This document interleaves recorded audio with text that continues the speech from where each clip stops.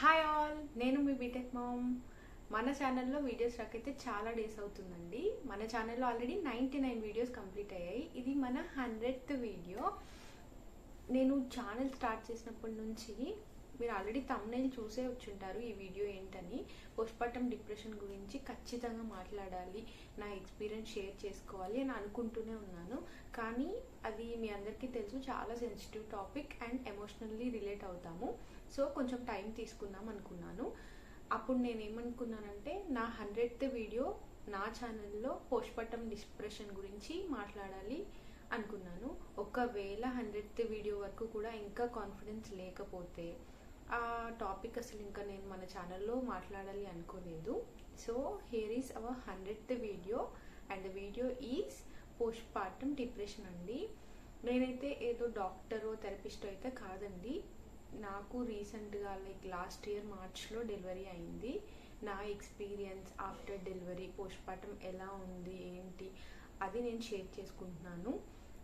So that నాలాంటి new మామ్స్కి ఎవరికైనా use అవుతుందని ఈ వీడియో తీయడానికి మెయిన్ ఉద్దేశం అనమాట.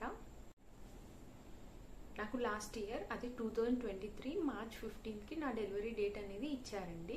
బట్ మార్చ్ 11th ఈవినింగ్ ఉమ్మనీరు పడిపోవడం వల్ల నేను హాస్పిటల్కి వెళ్ళాను.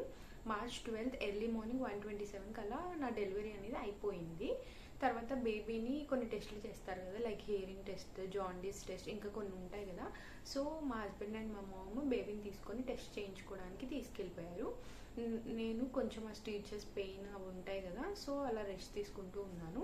టెస్ట్లన్నీ అయిపోయాక మార్చ్ 12th ఎర్లీ మార్నింగ్ 5కి, అంటే 1:30 కల్లా నాకు డెలివరీ అయింది కదా, 5 o'clock వరకు టెస్ట్లన్నీ అవి కంప్లీట్ చేసుకొని బేబీని అయితే తీసుకొచ్చారు. అప్పటిదాకా నాకు మదర్ అండ్ బేబీ టచ్ ఉంటుంది కదా, అదేం లేదనమాట. డెలివరీ అయిన తర్వాత బేబీని నేను లేబర్ రూమ్లో చూడడమేనండి, అంత క్లియర్గా కూడా కనిపించలేదు. జస్ట్ అలా చూశాను. తర్వాత ఇంకా చెప్పాను కదా, టెస్ట్ల కోసం ల్యాబ్కి అనేది తీసుకెళ్లారు. ఇప్పుడు 5 o'clockకి తీసుకొచ్చినప్పుడే ఫస్ట్ టైం అనమాట నేను చూడడం. 5 o'clockకి తీసుకొచ్చిన తర్వాత నేను పడుకున్న బెడ్ ఏంటంటే, నేను బేబీ ఇద్దరం పడుకోవడానికి అంత కంఫర్ట్గా లేదనమాట. సో నా పక్కనే బేబీకి చిన్న క్రాడిల్ టైప్ ఇచ్చారనమాట, దాంట్లో బేబీని పడుకోబెట్టారు. ఇంకా నాకేంటంటే 9 months మన కడుపులో ఉన్న బేబీ సడన్గా వితిన్ hours బయటకు వచ్చేసరికి అసలు ఎలాగో ఉందన్నమాట ఆ ఫీలింగే. అంటే సడన్ డ్రాస్టిక్ చేంజ్ లాగా అనిపించింది. తర్వాత అంత చిన్నగా ఉన్నాడు కదా, అంటే బేబీ మరీ లెస్ వెయిట్ ఏం కాదు, 2.75 kgs. అంటే మనం ఫస్ట్ అంత చిన్న పిల్లల్ని చూడడం, నేనైతే ఇదే ఫస్ట్ టైం, అది నా బేబీనే.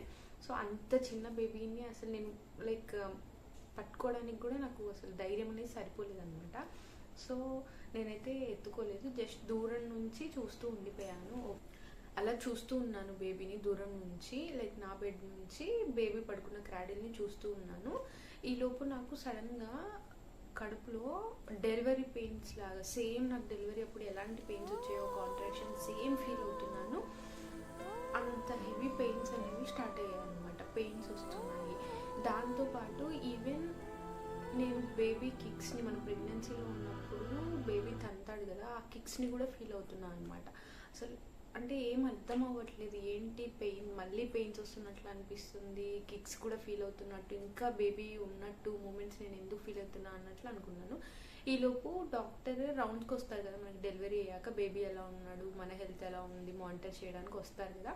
అప్పుడు డాక్టర్ వస్తే నేను చెప్పాను అనమాట, ఇలా నాకు ఇంకా కాంట్రాక్షన్స్ వస్తున్నట్టు, డెలివరీ పెయిన్స్ వస్తున్నట్టు, స్టొమక్లో బాగా క్రాంప్స్ టైప్ ఉంది, ఈవెన్ నాకు బేబీ మూమెంట్స్ లాగా కూడా అలా అనిపిస్తుంది అనేసి షేర్ చేసుకున్నాను.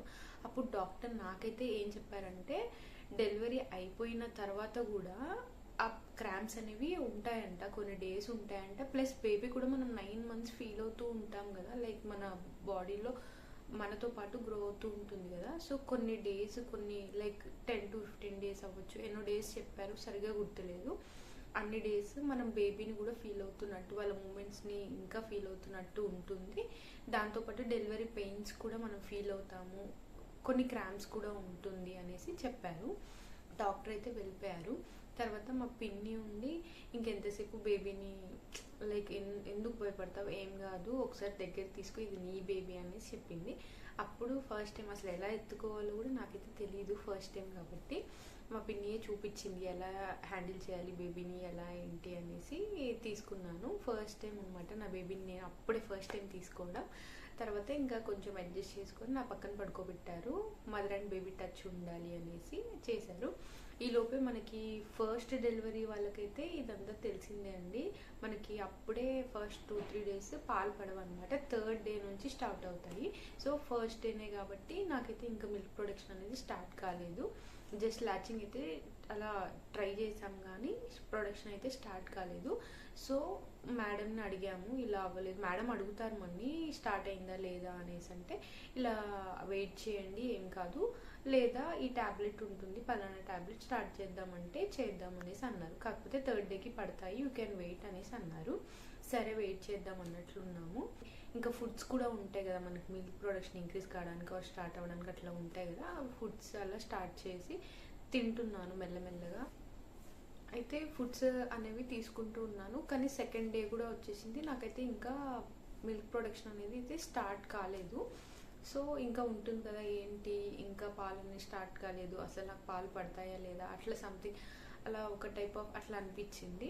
దీంతో కూడా ఫస్ట్ వితిన్ 24 hours బేబీ పుట్టిన తర్వాత బేబీకి ఫస్ట్ వ్యాక్సిన్ అనేది మనకు హాస్పిటల్లో వేస్తారు కదా, అది బేబీకి అయితే ఫస్ట్ వ్యాక్సిన్ అయిపోయింది. ఆ రోజు నైట్ మొత్తం బేబీ అనేది అసలు పడుకోలేదు. వాడు రోహన్, మా బాబు పేరు రోహన్, అసలు పడుకోలేదు, బాగా ఏడుస్తూ ఉండే అనమాట. అదే ఫస్ట్ టైం నేను చూడడం, అంటే బేబీ ఇంతలా ఏడుస్తారా వామ్మో అనేసి చూసాను.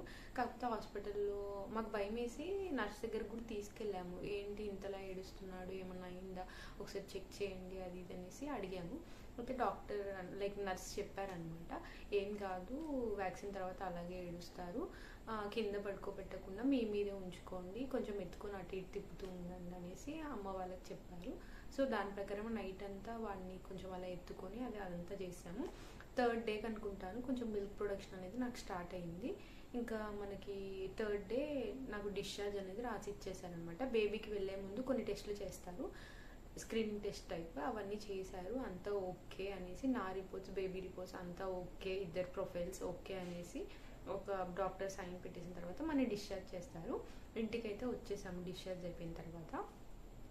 అప్పుడు ఇంటికి వచ్చేసిన తర్వాత ఫస్ట్ డే అనమాట. హాస్పిటల్లో అయితే మనకి ఫుల్ సపోర్ట్ ఉంటుంది కదా, లైక్ నర్సెస్ ఉంటారు, డాక్టర్స్ నైట్లో కూడా రౌండ్స్కి వస్తూ ఉంటారు. అంత సపోర్ట్ ఉన్నప్పుడు అసలు అంత అర్థం కాలేదు. ఇంటికి వచ్చిన ఫస్ట్ డేనే రోహన్ ఇంకా నైట్ అస్సలు పడుకోవట్లేదు అనమాట, బాగా ఏడుస్తున్నాడు. ఆకలి ఏడుస్తున్నాడా, పాల రక్క ఏడుస్తున్నాడు, అసలు ఎందుకు ఏడుస్తున్నాడో అర్థమయ్యేది కాదు. ఎత్తుకున్నా కానీ కామ్ డౌన్ అయ్యేవాడు కాదు, బాగా ఏడ్చేవాడు. నైట్ అంతా మెలుకొనే ఉండేవాడు, ఏడుస్తూనే ఉండేవాడు. మార్నింగ్ 5 కల్లా పడుకునేవాడు. వాడు పడుకున్నప్పుడు నేను రెస్ట్ తీసుకునేదాన్ని.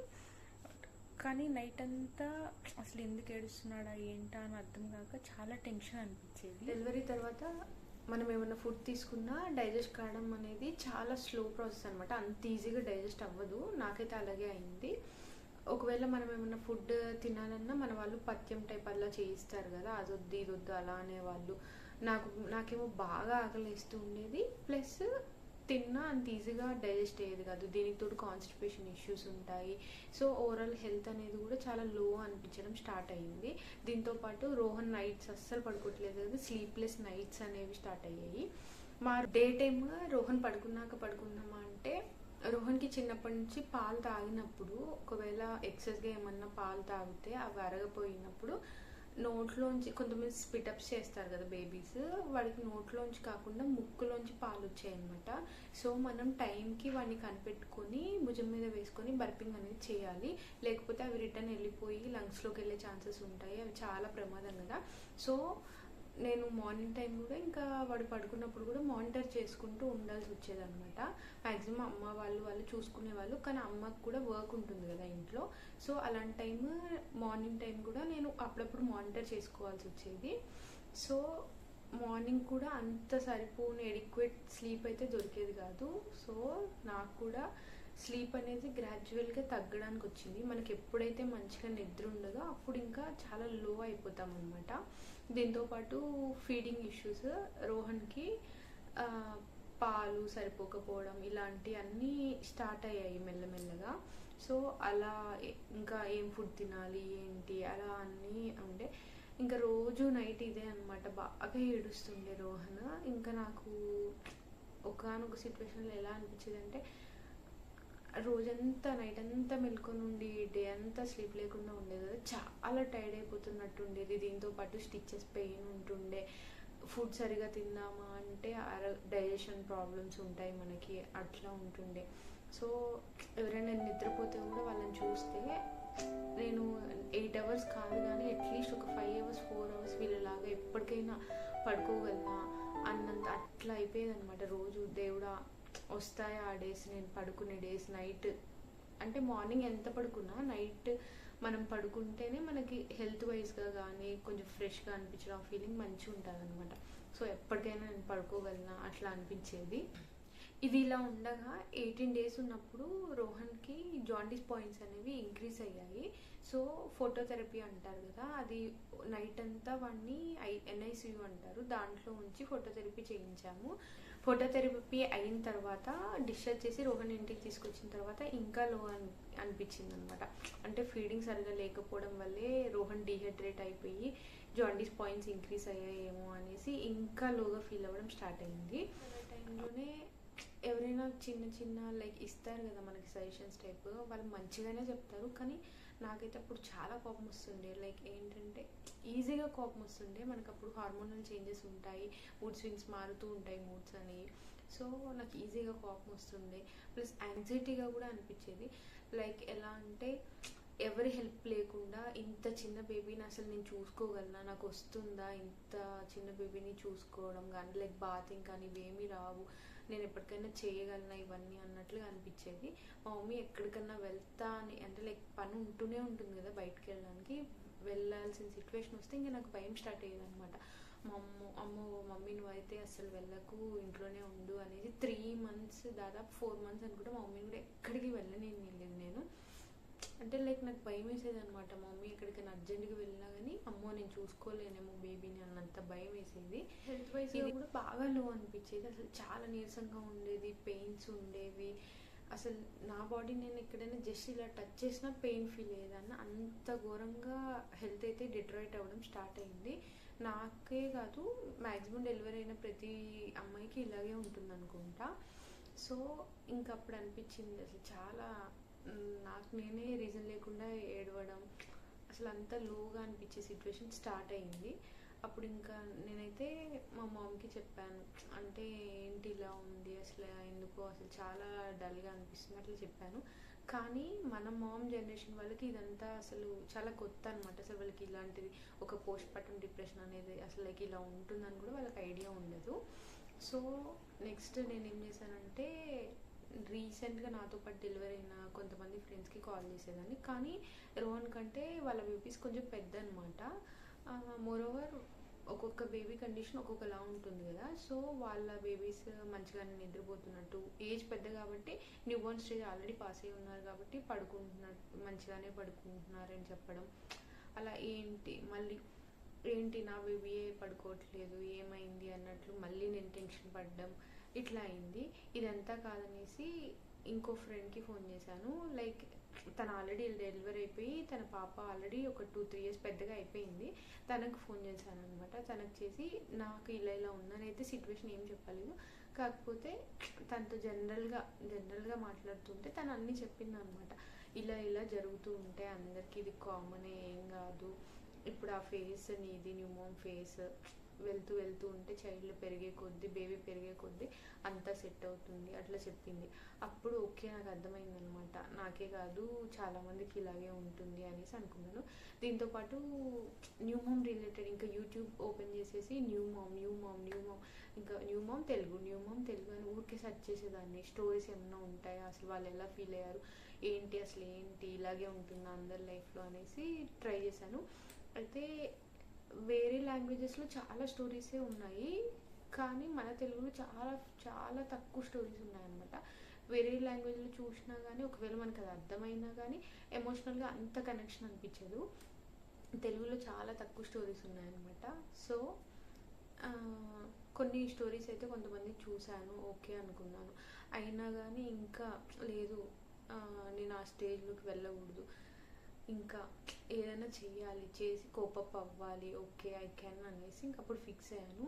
ఓకే నన్ను నేను డీవియేట్ ఎలా చేసుకోవాలి, నా ఇప్పుడు ఎనర్జీ అనేది లో ఉంది కదా, ఎలా బూస్ట్ చేసుకోవాలి, లైక్ పాజిటివ్ మైండ్ సెట్ ఎలా రావాలి అప్పుడు అనేసి ఇంకప్పుడు నేను డిసైడ్ అయిపోయాను. నేనైతే ఇలా ఉండకూడదు, ఏదైనా చెయ్యాలి అంటే లైక్ ఇప్పుడు నా ప్రాబ్లం ఏంటి, హెల్త్ వైజ్గా లో అనిపిస్తుంది, స్లీప్ సరిపోవట్లేదు, ఇది మెయిన్ ప్రాబ్లం కదా. సో స్లీప్ ఎలా బ్యాలెన్స్ చేయాలి అన్నది ఒక షెడ్యూల్ ప్రిపేర్ చేసుకోవడం, లైక్ రోహన్ని మానిటర్ చేయడానికి సపోర్ట్గా మామ్ని తీసుకోవడం, మామ్కి పని లేనప్పుడు తనని మానిటర్ చేయమని చెప్పేసి రోహన్ని నేను రెస్ట్ తీసుకోవడం, అలా పెద్దవాళ్ళ హెల్ప్ అనేది తీసుకోవడం స్టార్ట్ చేశాను. అంతకుముందు కూడా హెల్ప్ ఉంది, ఇప్పుడు ఇంకా షెడ్యూల్ చేసుకొని నాకు ఎన్ని అవర్స్ ప్రాపర్ స్లీప్ కావాలనేది ఒక షెడ్యూల్ ప్రకారంగా ప్రాపర్ స్లీప్ అనేది మెయింటైన్ చేయడం స్టార్ట్ చేశాను. తర్వాత ఇంకా లో ఫుడ్ మెల్లగా అంటే ఒకేసారి అయితే రాదండి, మెల్లగా అట్లా ఫుడ్ అనేది కూడా కొంచెం ఎనర్జీ బూస్ట్ అయ్యేలాగా ఫుడ్ విత్ మెడిసిన్స్, ఫస్ట్లో కొంచెం మెడిసిన్స్ నెగ్లెక్ట్ చేసేదాన్ని, తర్వాత ఫుడ్ విత్ మెడిసిన్స్ ప్రాపర్గా వేసుకోవడం స్టార్ట్ చేశాను. తర్వాత ఇంకా పాజిటివ్గా నా మైండ్ అనేది ఇంకా ఫ్రెష్ అవ్వాలి, ఏం చేయాలి అనేసి నాకు లైక్ ఒక్కొక్కరికి ఒక్కొక్కటి ఉంటుంది కదా, చూడాలి ఇట్లా రీల్సే అవ్వచ్చు, ఇన్స్టాగ్రామ్ యూట్యూబే అవ్వచ్చు, బుక్స్ చదవడమే అవ్వచ్చు, అట్లా ఉంటుంది కదా. నాకు కొరియన్ డ్రామాస్ అంటే చాలా ఇష్టం అనమాట.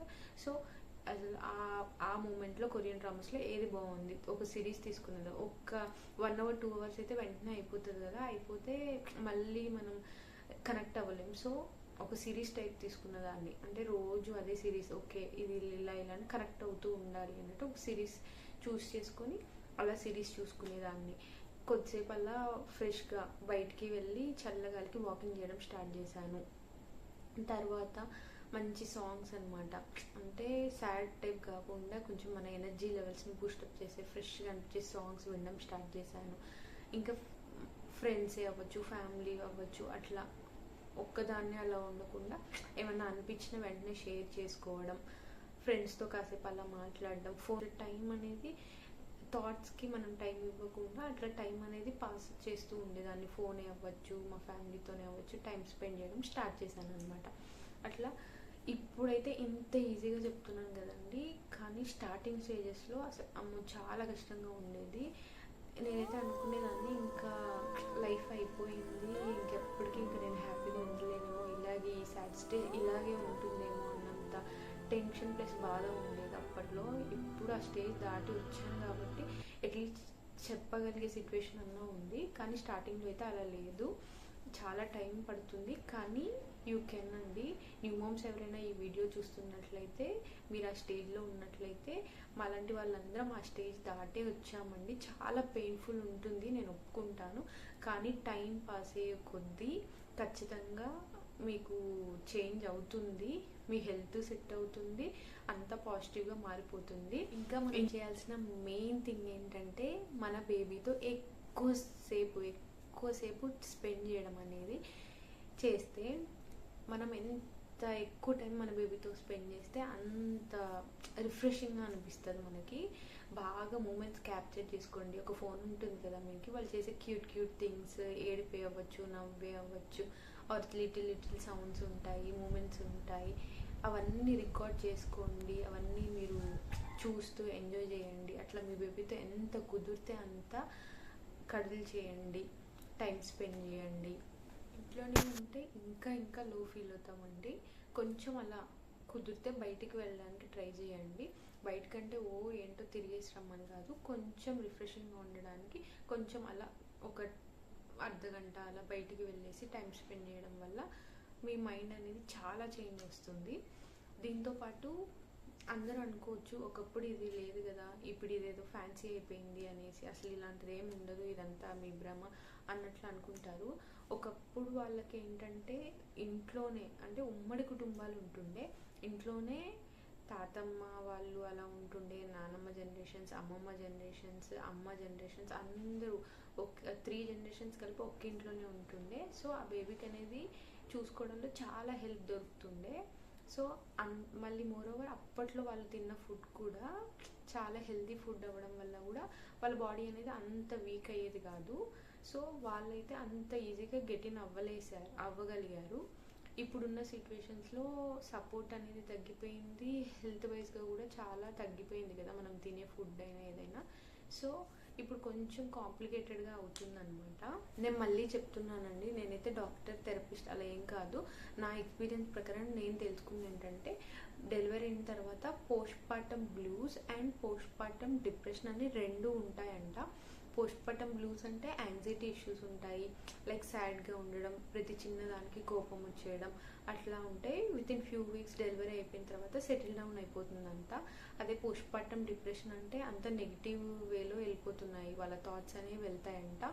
సో అలా ఎవరైనా న్యూ మామ్స్ మీకు అలా అనిపిస్తుంటే వెంటనే మెడికల్ హెల్ప్ అయితే తీసుకోండి, మీ డాక్టర్ దగ్గరికి వెళ్ళండి, వాటికి థెరపీస్ ఉంటాయంట, తీసుకొని ప్రాపర్ కేర్ అనేది తీసుకోండి. మీలో మీరైతే సఫర్ కావద్దండి. న్యూ మామ్స్ ఎవరైనా ఉన్నట్లయితే ఈ వీడియో చూస్తున్నట్లయితే ప్లీజ్ అండి, మీకు ఎలాంటి ఇష్యూస్ ఉన్నా కానీ ఓపెన్ అప్ అవ్వండి. అయ్యి లైక్ చెప్తే ఏమన్నా అనుకుంటారేమో అలా ఫీల్ అవ్వకండి. ఇది అందరికీ కామనే, సాడ్గా ఉండడం, యాంగ్జైటీ ఇష్యూస్ ఉండడం అనేది కామనే. ఖచ్చితంగా మీ ఫ్యామిలీ మెంబర్స్కి కానీ, ఫ్రెండ్స్కి కానీ, హస్బెండ్కి కానీ చెప్పండి. పోస్ట్ పార్టమ్ అంత టఫెస్ట్ పార్ట్ అయితే ఇంకేదీ లేదు. నేనైతే పర్సనల్గా ఎక్స్పీరియన్స్ చేసి చెప్తున్నాను. చాలా చాలా లో అనిపిస్తుంది, చాలా సాడ్గా కూడా అనిపిస్తుంది. నేను ఇప్పుడు ఇలా మాట్లాడుతున్నాను కానీ నా ఫేస్ అప్పుడు అసలు ఇంకా అంతకంటే ఘోరంగా ఉండే, చాలా సాడ్గా ఫీల్ అయ్యాను.